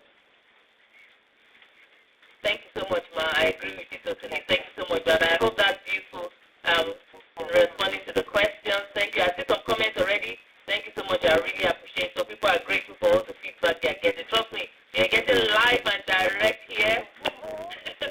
Help in questions. I'm trying to find other questions. How can I, this is from Peggy, how can I help a child who lacks the ability to understand? I think, Tina, do you want to help me with that? Yeah, every child, it's a growing, remember the child is growing. And I think a lot of times we look at children through the lenses of adults instead of through the lenses of children. When you were a child, you didn't understand everything. Even as adults, do we understand everything right now? No, we don't. We're still learning. So please have patience. Parenting your children requires a lot of patience. Teaching the children in the child care settings requires a lot of patience with your children. Honestly, the fruit of your patience will pay off. So if they don't understand, be okay to repeat it again to them. Be okay with that stuff. It's all, they're growing. They're not going to hear it the first time. They're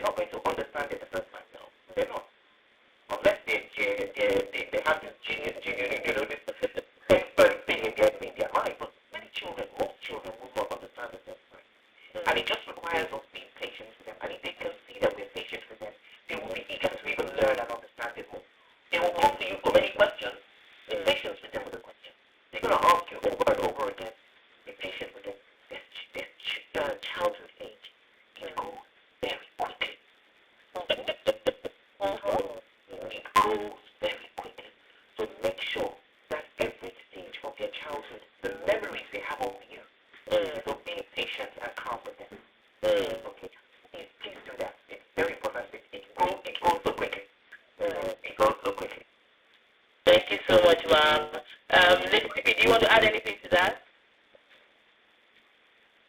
Not really. Just like Tina's right. I mean, when she was saying that, I was smiling my head. I was thinking, my 14-year-old walked into the room this morning, and he's that tall, like taller than I am, taller than Dad. And I remember it so clearly. He would say, "I would always be your baby. I would always love you." I remember the last time I got a cuddle from him. So I said, "Come and give me a cuddle." He came down, and I'm like, "Oh, I love you. I missed you." I mean, I did everything, but I still missed him. I missed the hugs and stuff. And he goes, "Yeah." I said, "Did you miss me?" He goes, I'm saying, "Oh, don't worry, it's okay." You know, and that's it. So that time goes so quick. It goes really quickly. And what you do at that period, what you instill in them, it really makes that difference. Even as adults, how many times do you talk to your team and you have to repeat yourself? Really? You're sounding like a broken record. You can hear yourself. You can even remember how you said it, what your hands are flying. And that's adults. So you can imagine about kids. I said to my team, I said the kids are there you're the adults, they're the children. That's their biological build-up. They are meant to wind you up. That's their role. And your role is to help them to direct and maneuver the right way. That's your role. Their role is to wind you up. Their role is, okay, are we there yet? Are we there yet? You asked me that 2 seconds ago. Yes. Oh. Well, that's it. That's just their role. Yes. The patience, the teaching the kindness, calm, all those things we need in adulthood. You get it from your teachers. You learn it. Awesome. Thank you so much, Caroline, for that. I'm going to go to Mommy Dara now. Mommy Dara, I have 2 questions to you in one. So the first one is, what is the right starting age in kindergarten 1? I believe we don't use that in the UK, so I believe that's a Nigerian question. So that's why I thought you helped with that. Kindergarten 1. I don't use kindergarten. You know, there are different ways by which people classify all this. I just have playgroup, reception nursery 1 and 2. Okay. So I don't know what you mean by kindergarten 1. Is it reception? Is it, okay, let's look at it by the age group. Playgroup is 2, reception is 3, nursery 1 is 4. Okay. And then nursery 2 is 5. So mainly from playgroup, we have playgroup 1 that starts from like 1 year, but we have children start from 9 months. So it depends on when you want your child to start. But if you want just playgroup, then the child can start at 2 years. So from 2 years, some can start at 3. We have here, even those that haven't gone to school, and they're 5 years. Yeah, so ordinarily, I think it's best if the child can start at 2 or 3. Just to develop their speech and playtime and help them to learn within with friends. Okay. Thanks so much. That was your question. I hope that's answered it. If not, you can let us know. The next question might say, as a new school in an environment where you have so many schools around that does less standard education, and for me, I understand I really want to make a difference by giving the right standard, but pupils are yet to come, and I have staff and rent to pay. I'm beginning to get scared and discouraged. So I guess, yes, okay, over to you, ma. Yes, don't be scared. Like I said, when we started, maybe the setting where I started from also was the kind of low-income area. So that's why people were like, oh, it's too expensive. Even where we are now is the middle-income area, but our fees is higher than that income area. But we still get people come. So don't be discouraged. Like I told you, I started with 1.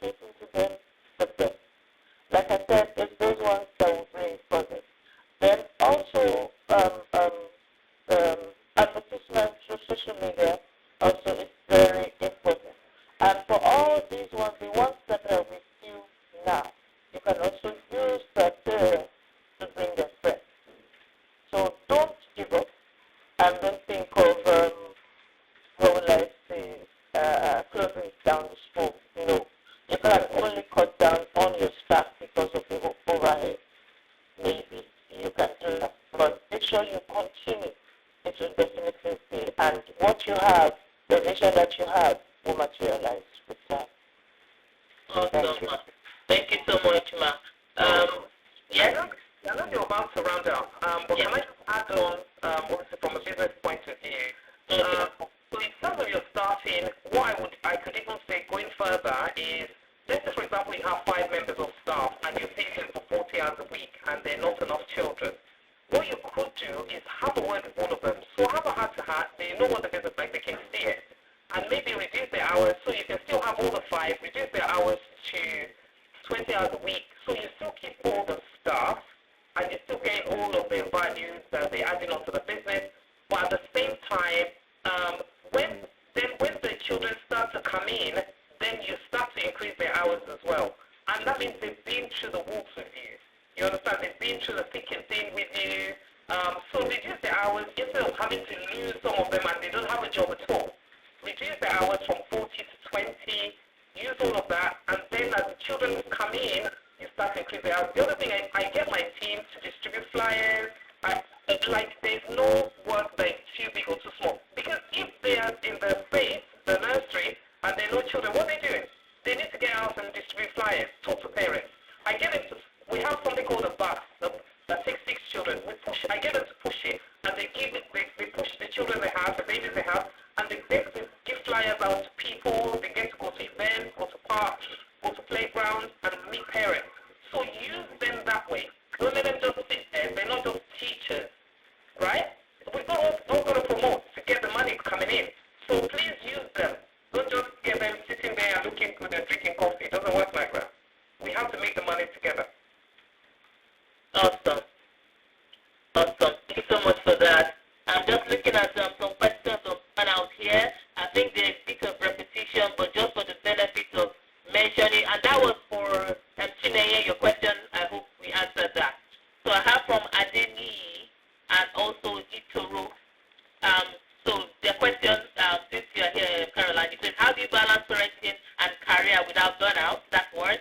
And then the second one is talking about how do I manage burnout working in a rural setting where there's no functional school for the rural kids. We're trying to do our best, limited resources.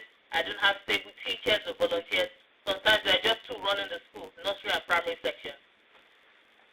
Just very quickly, I think the first one we dealt with before was just to, I saw Itoro's question and I was going to deal with that.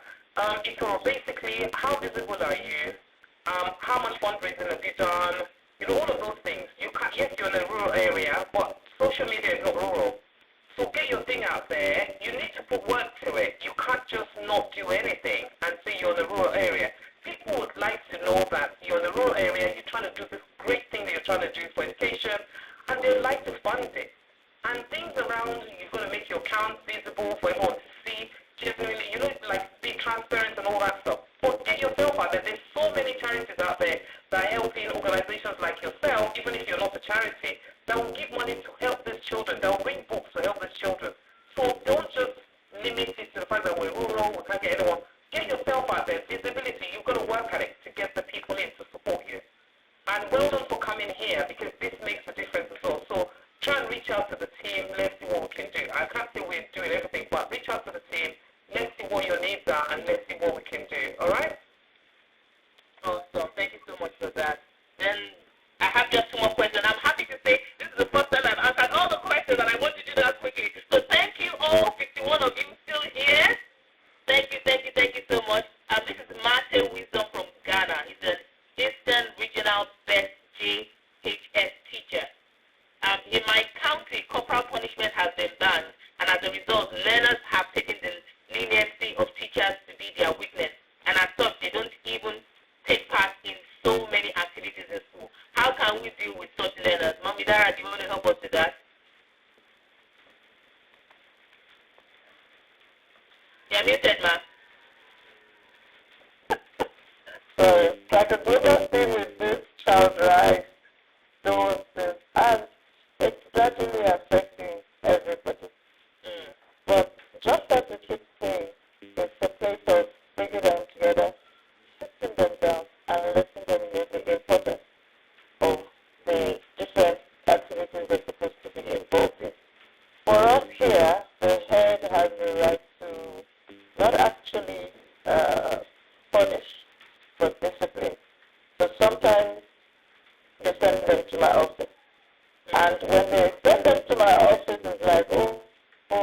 to work, and I just tell you, you're my assistant for today, let's go. We're going there. You're not sitting in class with the others. You're not able to do the basic things you're supposed to do. Sometimes they even have to have their lunch with me. So it's like, okay, this is what we do as adults. If you decide not to do what you're supposed to do as a child or as a student, then come learn how adults do. Then you see if you'll be able to, if you fare well, if you don't learn the things you're supposed to learn now. So sometimes it works, sometimes it doesn't work. So I think it was Lady Chief, Tina that said it. We have to keep saying it over and over. We have to reiterate the importance of why they have to do some of the things. A lot of them don't want to go into sports, they don't want to go into extracurricular activities. I'm not interested, I'm not interested. But then what else do you want to do? You just have to. So for me, that's what we try to do a lot of times. If they hear that, talk to them and they don't want to listen, then they say, okay, go to mommy D. So basically we just try with that. Yeah. But that's a problem now. It's a problem. Thank you so much. I don't know, Caroline, do you want to add anything to that? No, Okay. Thank you. So this is the last question now for today, and it says, what are the steps to be taken when a child can't pronounce words correctly, even when you pronounce the words for her to do likewise? So that's the myth. That would be Caroline now. oh, okay. No, I think, so that's the one thing we don't do. We don't actually correct their words. Because who said because I call it Leon doesn't mean that's not the way I understand lion to be Leon in my head. So you encourage them to just, the fact that they got it right, they got the understanding of what you're trying to say. A mouse is a mouse and a cup is a cup. Regardless whether they say kappa or kupa or whatever it is, it's fine. Remember sometimes when your children are trying to pronounce their siblings' names when they're babies, they can never get it right, but eventually by the time they're 4 and 5, they get it right. So that's not even, I would assume that's the question you asked, right? Yes. No, please. The words are coming. They're coming, developing. There's nothing wrong with their tongue. It's just that they're not there yet. So please, don't chastise the child because they're not pronouncing it properly, you know? And you don't need to say, no, that's not how to say it. It's said like this. Rather, you say, well done. Oh my goodness, you did so well. I mean, let's see. I was singing in the room, not yesterday, the day before, we had the circle time and I was sitting in the room and singing. And you had this, going to be 2 in December, little gorgeous, handsome boy. And he was looking at my mouth and the way I was foaming my mouth. So he wasn't even saying the words, he was foaming his mouth. He was doing the same thing. And I'm like, oh my goodness, you are saying the word. He's not saying the word. But I'm like, oh my goodness, you're saying the word. And he was so happy. He carried on copying my mouth, the gestures. And then if I did my hand like that, he's doing the same thing. So don't stop that shine. Please, do not kill that shine. That's your creativity coming out. You can see my passion with it, isn't it? Love it, love it, love it, love it. I like that so much. This has been an amazing session. I'm hoping that, we've got lots of value from this session. We have 2 more things that I would like to share with you. I want to let you know that we have lots of training and webinars coming through. But before I tell us that, please celebrate all the question and answer that have been answered today. Celebrate all our speakers for giving of their time, of their wisdom, of their knowledge. Please celebrate them. Thank you so much. I want to see that in the comment section. And so I will just give you a brief announcement in between, just so that I don't lose any one of you, and I need you to register and bear the dates in mind as well. So we have upcoming trainings, upcoming webinars just like this. And you don't want to miss it. You want to get it on your calendar so that you can tell other people as well that next year we have a lined up for you. Just for you. We have a lined up set up for you. So we have webinars, we have training, and we also have a toolkit that I'm going to be talking about shortly after this. And this toolkit is going to help you in your childcare setting to make it much more easier to use, much more manageable, and we're talking about systems and processes. So for training and webinars, I need you to bear in mind January 2023, we have some upcoming training. And who is this for? In case you are wondering, is this for me or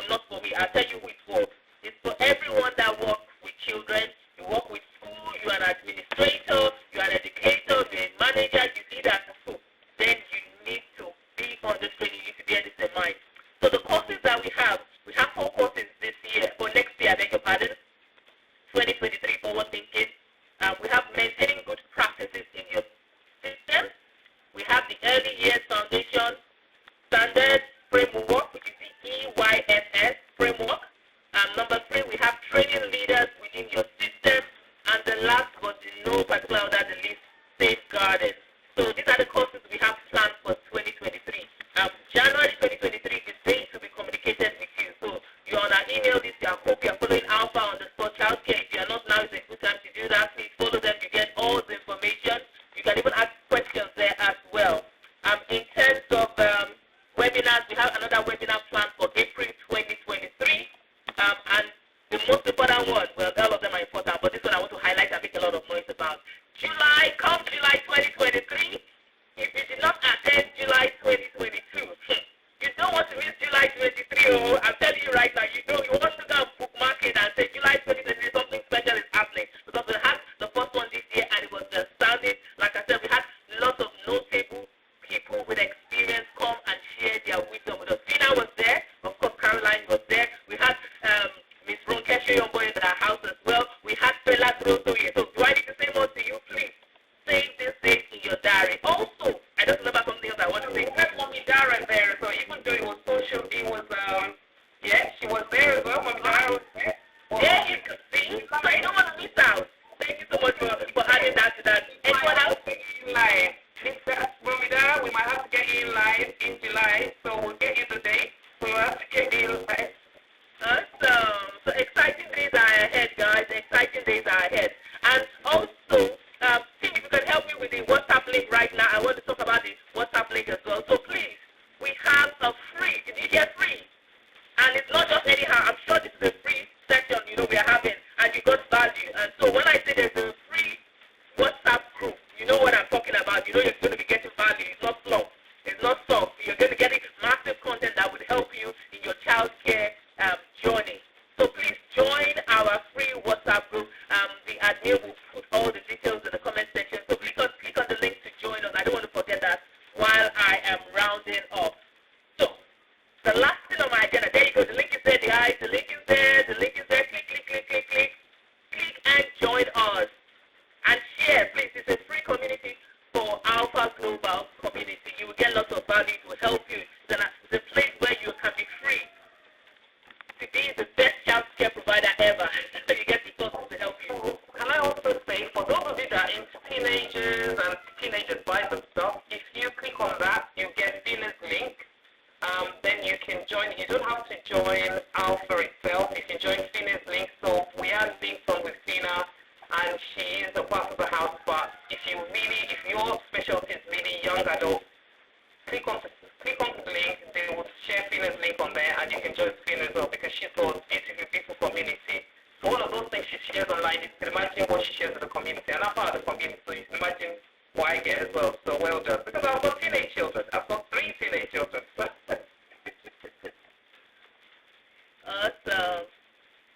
Awesome. Thank you so much for sharing that with us. I'm clicking the link and just making sure you are all in there. I need to see you in there. I need to see the numbers moving up. So thank you, everyone. So the last thing I want to talk about before we round up today is the toolkit. The toolkit. We have an amazing toolkit, and I don't just want to end this broadcast, today, this webinar, without talking about it. So I'll allow ladies to speak quickly. The links are up there. Just look up wisdom. Just 2 steps up. You see the link there. Alpha Global Community. Thank you so much. I would like Lady Tippy to quickly, please, just explain the objectives, about this amazing toolkit for child care provider. Over to you, ma'am. Thank you so much, and I'm literally going to say this in 2 minutes. So the toolkit, literally, we did that I keep thinking July is last year. This year, July, it feels like such a long time ago. That means I can't wait to get back to Nigeria again, right?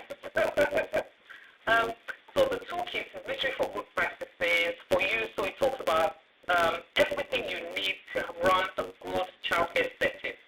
So from your policy to procedure, to safeguarding, to medication, what to do, what to know, to settling your children in, literally name it. And the best part about the toolkit is the fact that we keep developing the toolkit. So the link is there at the moment, I don't know, but it's on the website. What we're trying to do at a later date is for the people within the community who are using the kit, what is it you want us to add more to the toolkit? We have a company that's really helping us out, that's really developing this, and it's not free, guys. If I told you how much we paid to get this done, and we're offering it for free for now, so this is a time to get yourself, your friends, who want schools and nurseries and stuff to join in. Once you've joined in, play around with it. Start to learn. It's a learning toolkit for your good practice, basically. So but we're looking to improve it. We're looking to better it. We're looking to then get people so we can assess you and see where you need us to help you within your setting. As opposed to join saying talking to my team, we can identify where you need help. If you need help safeguarding, we can come in and help you online. You can ask any questions you want, and that's what the toolkit's about. So please use it. It's there for you. It's free for now. Just enjoy it. Thank you so much, Tom. Awesome. In continuing what Caroline CP has just shared right now, can you please help me with the poll right now regarding the toolkit? We just want to know how much involvement you have with the toolkit. The team will help you right now. You see something pop up on your screen right now that asks about the Alpha Child Care Toolkit. We just have 3 questions. Very simple. I just want you to please have the correct answer. So the first one is, do you know about the toolkit? And it's a yes or no. The second one is, if you know, have you accessed it? Again, it's a yes or no. And number 3, if you have accessed it, was it useful for you? Yes, no, or I have not had time to go through it yet. So quickly help us to click on that. That will help us in helping you. So it's important that you do this for us. Please, can you click the toolkit? Can you click the poll, please? Can you click the poll? Chinelo, click the poll, please. Adewale, please help me click the code. When you come, please help me click the poll. And click the poll, please. That will help you to populate everything together. Oh, people of God, help me to click the poll. Charles, please click the poll. I appreciate you guys so much. You guys are amazing. I like your engagement. I like your passion. No link. There is a poll link. Answer on the poll. There is a poll link. I'm seeing the poll. I cannot see the poll, guys. Please put in the comment section now. Can you stop and just let me know? Can you see the poll? Okay, they are not seeing the poll. They are not seeing the poll. That is weird. You should see a poll come up on your screen. Yes, I have responded. Hey, Harry Sixteen is ahead of my screen. Okay, Matei, thank you. Thank you, thank you. Yes, well, I get good. So you're seeing it. Click on more on your screen. Click on more on your screen. I have responded. Awesome. Okay, that is done. That is done. Ma'am, do I want to call Mr. Comrade as well to answer questions, or do I leave that? Please advise me. I don't know if I leave that out for now. Okay, ma'am. Okay, thank you so much, then. So, it's been an amazing session. I can't believe I still have 47 people in the house here. You guys are amazing. You are the real deal. Thank you, Fulola. She says I've responded in Samake. Chinaya, thank you so much. Please help us to help you. This is all we ask today. If we've been a blessing to you today, please, I ask you to indulge us. Please help me click this poll. Click on more, and you see the poll. Please click on it. It's just 3 questions. You just need to do yes or no, yes or no. That's all, please. Now, I'm begging right now, please help us to help you. Click on this poll and let us know your answer. Thank you so much, everyone. Let me know. Okay, the poll is up. Please let me put up the poll. No, we don't want to end the poll. Leave the poll to the end, please. Any certificate for us? I like you, Mate.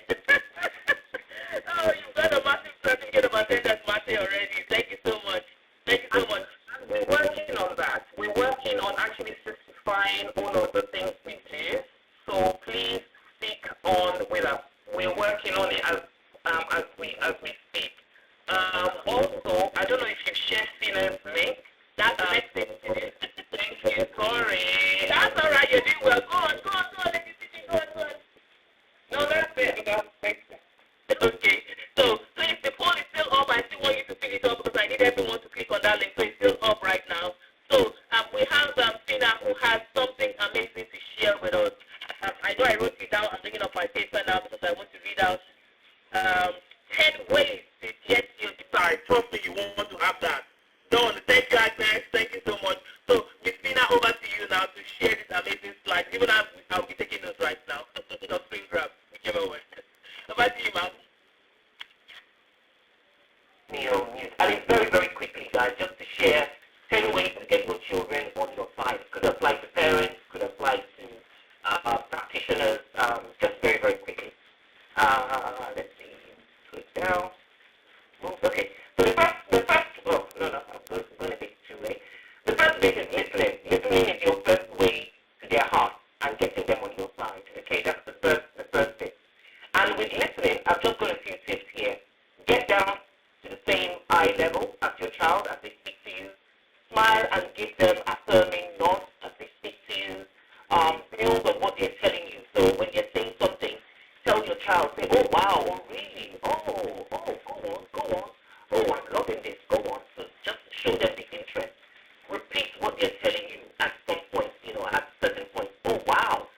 girl really jumped over the fence, so just so that they know that you're listening to them. Positive, constructive feedback as well. You always say things like, instead of saying, say things like, oh, you usually remember to bring the toys away. Could you remember that tomorrow?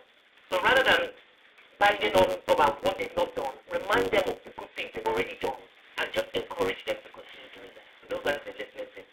Then the second bit is your words. Your words become their inner voices.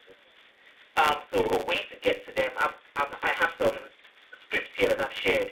Instead of saying, you naughty boy or girl, say things like, biting your brother was a naughty thing to do. What would kind Josh do next time? Okay? Instead of you saying things like, you made me angry, please don't make me angry. No, they didn't make you angry. Adults, we chose to be angry. You can say things like, I felt angry when you scratched your sister's face. I would like you to show your sister some love. So that's just rephrasing practical things like this. Another common one is don't leave the door open. Many children, when you say don't, they forget what you said. So instead, let's say, let's keep the door open, please. So tell them what it is that you want them to do, not what you don't want them to do. Don't leave your shoes in the corridor. Rather than say that, say put your shoes in the box. So you're telling them what actually that you want. The last four that I've got here is, instead of saying you're speaking rubbish or you're not making sense, just tell them, you know what, I had a hard time understanding what you said. Let's try again and listen. The last one I've got here is you need to share. Instead of saying you need to share, just say I was hoping that you both could share your story. How does that sound? And again, it's just these few things that when we can change the script with what we're sharing with our young people, it really, really does help them to come to you. And really, you want your child to come to you. You really want them to come to you because at the end of the day, remember, they're growing. And if they don't come to you now, by the time they're teenagers, they won't come to you at all. So those are the few tips that I thought I would share very, very quickly. Thank you. You're on mute.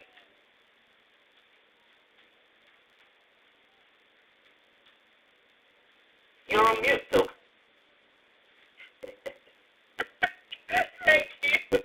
Thank you for letting me know.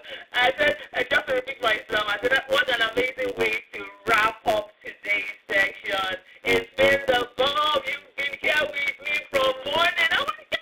The last thing you did check out of me. I celebrate you. Please give yourself a round of applause for taking time for your self-development, for your personal development, for your business development. Not a lot of people who have done this. So please celebrate yourself. There are lots of links being shared right now for females group and also for our free WhatsApp group for Alpha Nova. I have joined and I only see 9 names there and I'm thinking, no.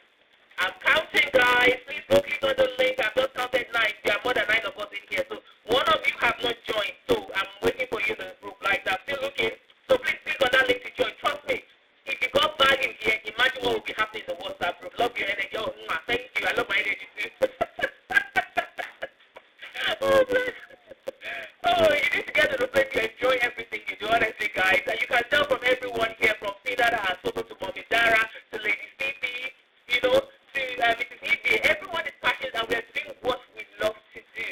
The mission is the same. Making childcare, making it the best version that it can be because we are there, because we've made a decision to make a difference. So, Peter says, I will share the slide in the group. There you go. So you need to be in the group to be here. So there you go. Need I say more? But honestly, I appreciate all our speakers. Thank you for being here, ma'am, sirs. And to everyone as well who has joined us from the very beginning up until now. I celebrate your dedication to your development, like I said. Any questions you have, once you've joined our free WhatsApp group, you have an opportunity to get, free mentoring again. We give and we give and we keep giving, and I'm hoping that you did complete the poll. I'm hoping you've given back. It's a two-way street. All we've asked today is for you to do the poll. I'm hoping, and I'm saying thank you in advance for completing the poll. So, in the words of Caroline Popola, thank you very much, everyone. I want to try speaking a voice. Thank you, everyone, for being here very much. We appreciate you. It's been amazing. Please send some love right now. I just want to see your feedback. We have 42 people in the house right now. Let me know how the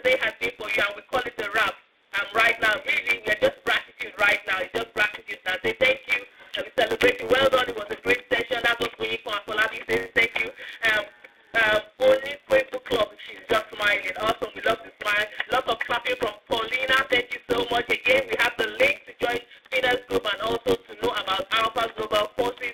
Christina says it was great. Glad to hear that. Amazing, enlightening. Can't thank you enough. Oh, we are grateful that we got value. Mind-blowing session. I like that. Mind-blowing. That's what comes to mind. That's from Itoro. Harrison says amazing speakers with great content. Indeed, I'm short of words of felicitation. That's Mate there. It was awesome, good learning. I'm a new teacher in a preschool. I am blessed. Oh, we celebrate you, Chinelo. Congratulations. Vida Yoruba. Okay, nice. Thank you for letting me know that. Book club is just telling me nothing left out. No one left out. Amazing and engaging. Yes, I told you. You didn't see that. I told you it's not a place to sleep. And you are still here. The level is still here. That's why I said to finish and we're just saying gratitude. Thank you, everyone. Thank you so much. You guys are great. Amazing session today. Well done to all the speakers. Well done. Thank you for sharing your time and knowledge. That's Agnes and that's Conrad as well. Itoro says, God bless you all. Gift of God says, what a splendid day. Thank you so much for impacting us today. God bless you all. Nice and amazing. Comments are coming in faster than I can catch up with. That's from Mama Jude. Isaac says, thanks so much. Mercy says, impactful, brilliant. Thank you. I like the quote. Oh, okay. Thank you. Thank you. What's up? Thank you. I never felt like giving the second. Yes, I got it. I just figure out that's how we did God. I hope I move on. Honestly, guys, I'm hoping that you felt the energy, you felt the love, and you understood our mission here today to help you to be better version of yourself, and more than ever to enjoy what you're doing. So I'm grateful to have the privilege to always do this. I love children. I have, in fact, my other name, among me means I love children. So you can imagine why it will always put a smile on my face every time.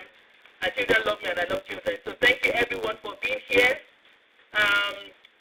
If there's anything else I need to say, Tim, just let me know. If not, we can just play music out and sign everyone out. Thank you, everyone. God bless you. Till we see you in January 2023 again for another amazing session. God bless you, guys. Thank you so much. Nothing. Thank you so much, everyone. Thank you, Stina. Thanks to Mamida. Thank you to Ivy. So thank you. I can see Conrad here and my wonderful team.